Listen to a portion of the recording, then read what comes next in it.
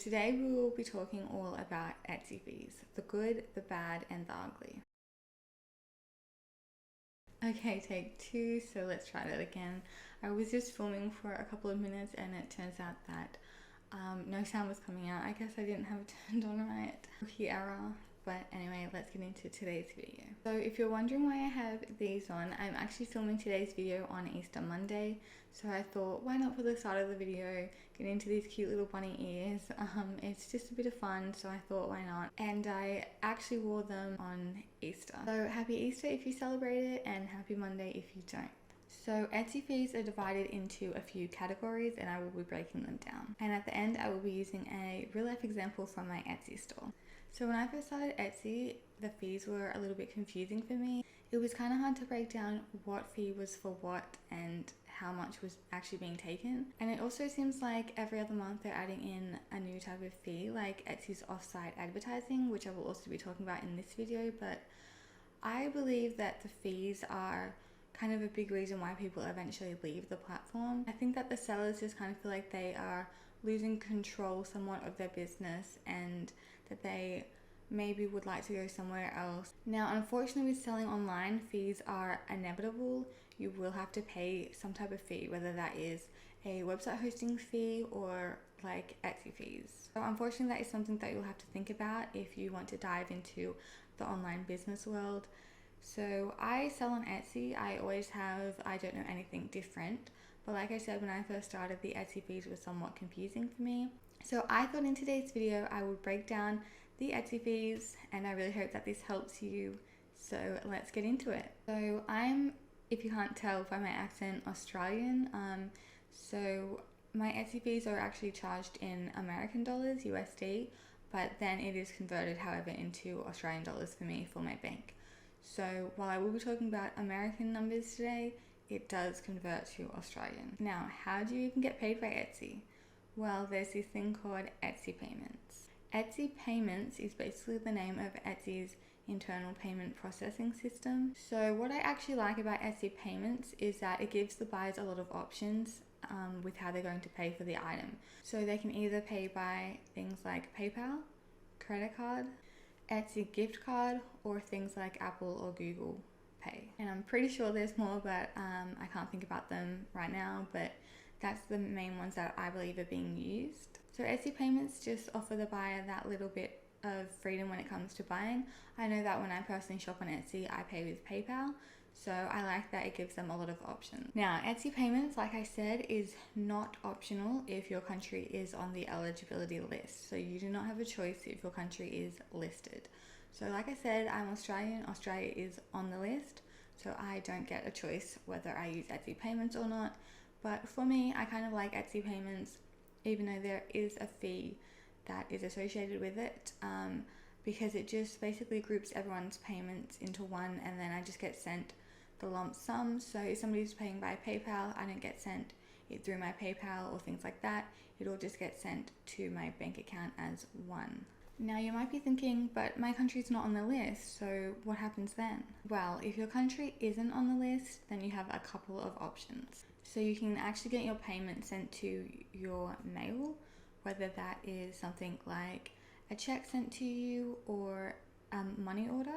PayPal is another option that you have, and if it was me and my country wasn't on the list, I think personally I would use that option, as I think it is just a little bit more safer. I personally wouldn't want a payment being sent through the mail, as things can get lost and it's just a little bit more unreliable. So personally I would go with PayPal. With PayPal, if your country is on the eligibility list, you unfortunately can't just have PayPal as your payment method. PayPal is an option for the buyers, but if your country is on the Etsy Payments list, you can't just hook up your PayPal and get it sent to there. There is another option on there, which is basically where you and the buyer work out some type of arrangement for you to get paid. So the first fee is the listing fee, which is 20 cents. Now that is 20 cents every time you list an item. So for example, if you're a new store and you're listing your very first item, that will be 20 cents. Your listing, however, will expire in 4 months. So basically you list your item, pay your 20 cents and it's good for 4 months. But after the 4 months, your listing will be taken down and it will no longer be available for people. So you will have to renew your listing, which again will cost 20 cents. Now Etsy has two options here. You can do the auto renew or the manual. Now you can auto renew this, which is where every 4 months Etsy will actually do it for you, so you won't have to think about it. And doing it this way, you're not going to forget about it, and it's not going to be in your deactivated section, because every 4 months Etsy will just auto renew it for you. You'll pay the 20 cents, or you can do it manually, which is where you will have to go in and auto renew it yourself and pay the 20 cents. I personally do the auto renew. For me, I just find it a lot more convenient and it's an easier way for me. I just don't have to think about it, and every 4 months my products renew and they're good to go. But manual is also good if you feel that an item isn't selling. So in those 4 months you maybe didn't make a sale and you're going to decide to get rid of that product. So if you choose the manual option, Etsy will, like I said, deactivate that product and then you won't have to do anything. So if you're thinking about getting rid of a product, it won't auto renew, so you won't pay the 20 cents. So auto renew is great if you also sell multiple of each item. For example, I sell baby onesies, so every time I list a new product, I actually do that I have quantities of 50. Now this is unlimited, you can do however many quantities you want, but I just do 50. Doing 50 also helps me keep track of if an item is popular and how many of that is selling. I think if I did 100 it would get a little bit confusing there. Also, I know that this is a bit confusing and some people have some questions about this, but if you put your shop on vacation mode, I can confirm that when you come back after your vacation or your holiday and you get off vacation mode, it will not cost you to put your items back up. So that is a positive. I went away with my husband for his work for a couple of weeks. When I came back, I turned it off and all the items were still there and I didn't have to pay any 20-cent listing fee. Also, you can deactivate a product for a certain time and then bring it back. Say you have Christmas onesies or a Christmas item and Christmas is over, you can actually deactivate that item, and then when Christmas comes around you can activate it and you won't be charged 20 cents. I really hope that made sense. I hope you were able to get some clarity on the listing fee. And now on to the next fee. The next fee I will be going over is the transaction fee. The transaction fee is a fee that Etsy takes every time you make a sale, which is unfortunately 5% of your total sale. 5%. Now, I don't know about you, but to me that sounds like quite a bit. And they actually also take from your shipping as well. So they will take from both your sale price and your shipping price, so it is a total of 5% of what the customer has paid. So I kind of touched on this next one previously when I was explaining the auto renew feature for the listing fee, but if you do have the auto renew feature turned on, then you will also pay the auto renew sold fee. Every time somebody buys one of your listings, if you have quantities left over, you will be charged the auto renew fee and it will charge you 20 cents. So just make sure that you're aware of that. If you have the auto renew feature turned on, that is something that you will be charged for. Another fee is the multi-quantity fee. So I know what you're probably thinking, wow, there are so many fees. Do I even want to jump into Etsy? Where are the benefits from being on Etsy? And you're just seeing fees. Well, if you want to find out the pros and cons of Etsy, I have actually done a video which I will link up here, so you can see my pros and cons and why I choose to sell on Etsy even with all these fees. So you might be scratching your head and thinking, what is a multi-quantity fee? So basically, if somebody buys multiple of a product, they will charge you. So it will charge you 20 cents for every multiple of that item. So if you sell 3 items, they will charge you 40 cents extra for the 2 additional.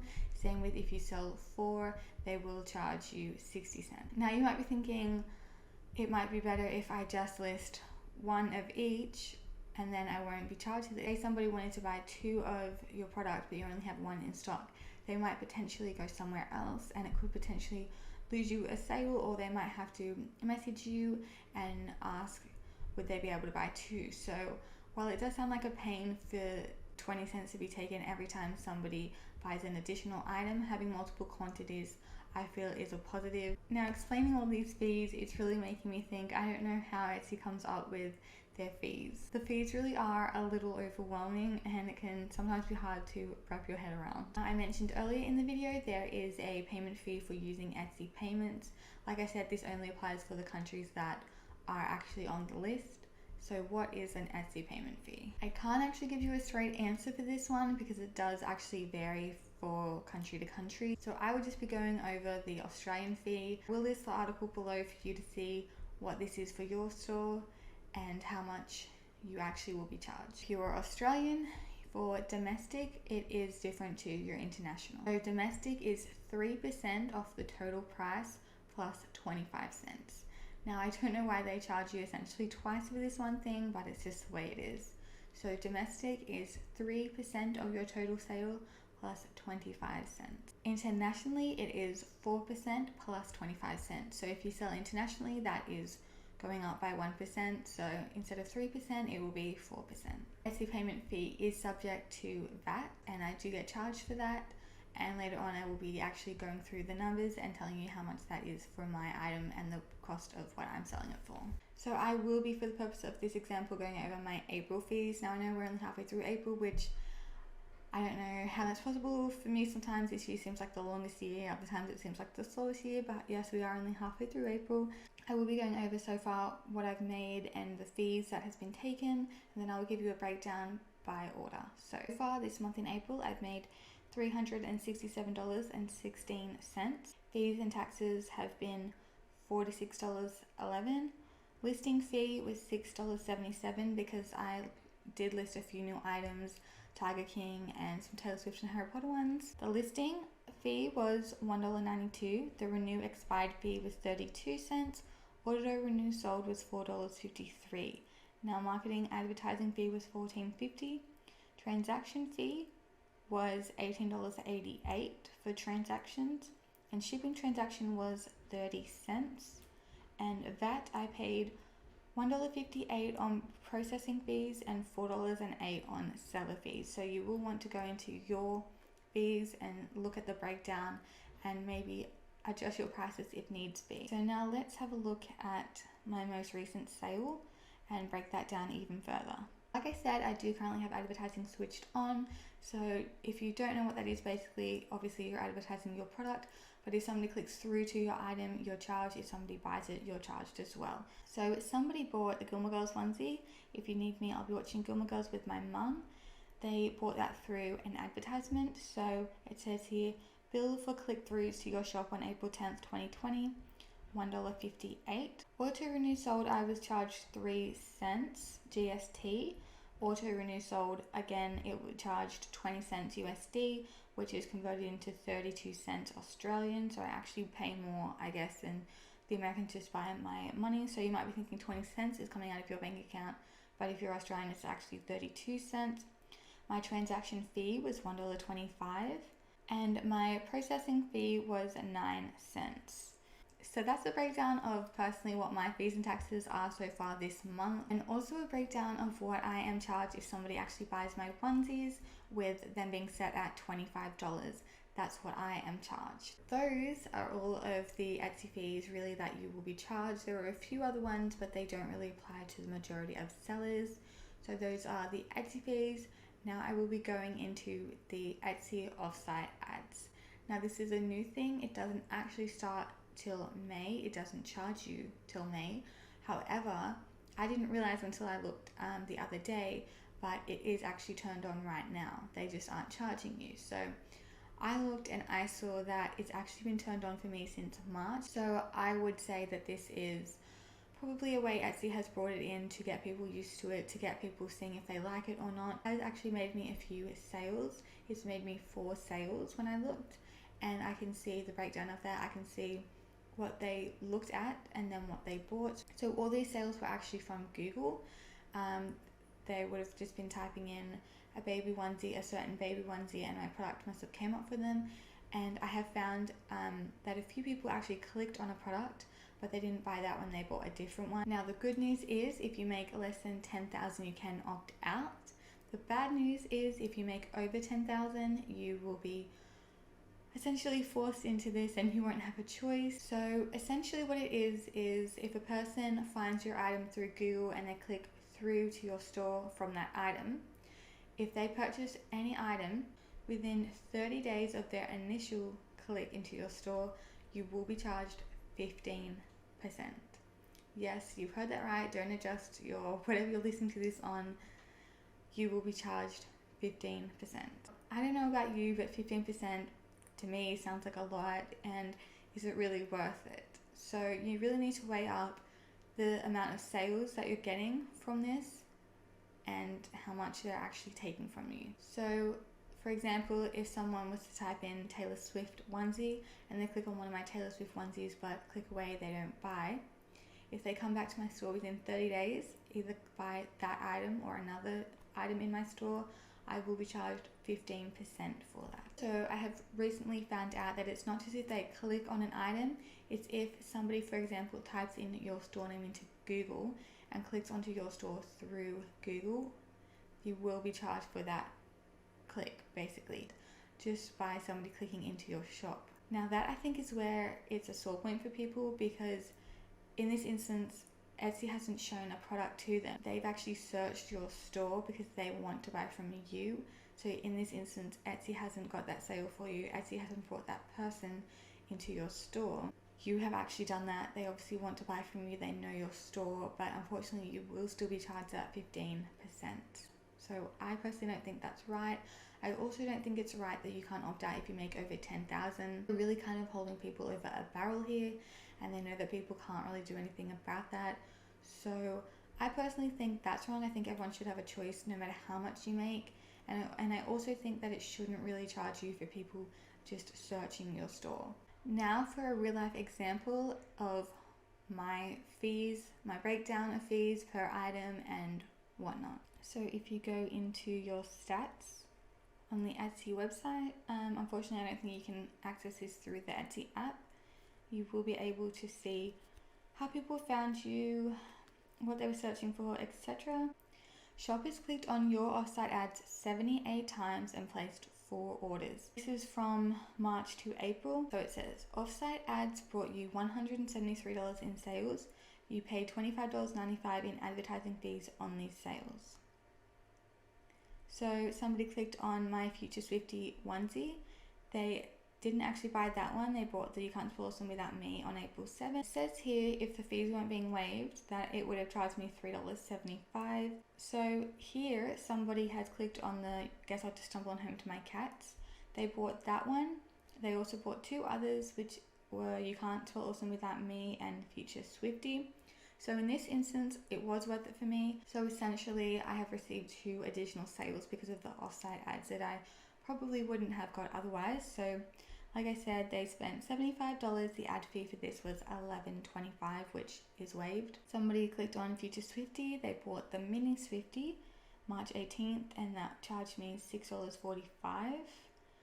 And my final one, March 18th, is Mischief Managed. They bought that one and it charged me $4.50. Again, all of these fees are currently being waived, but the fees will kick in May. So that might be something that you want to have a look at. Is it currently making you sales right now in this period that the fees are being waived? If you're not making sales during this period, I probably would just turn it off, save you the hassle. Okay, so there we have it, the breakdown on Etsy fees, and I really hope that that helped you. I tried to go as in-depth as possible and show you real life examples. I also hope that me talking about the Etsy offsite fee has brought you some clarity with that. So if this video was helpful, don't forget to give it a like. Consider subscribing. I put out Etsy videos every Tuesday and Thursday, and let me know in the comments below what are your thoughts about the Etsy offsite ads. So thank you so much for watching, and I'll see you next time.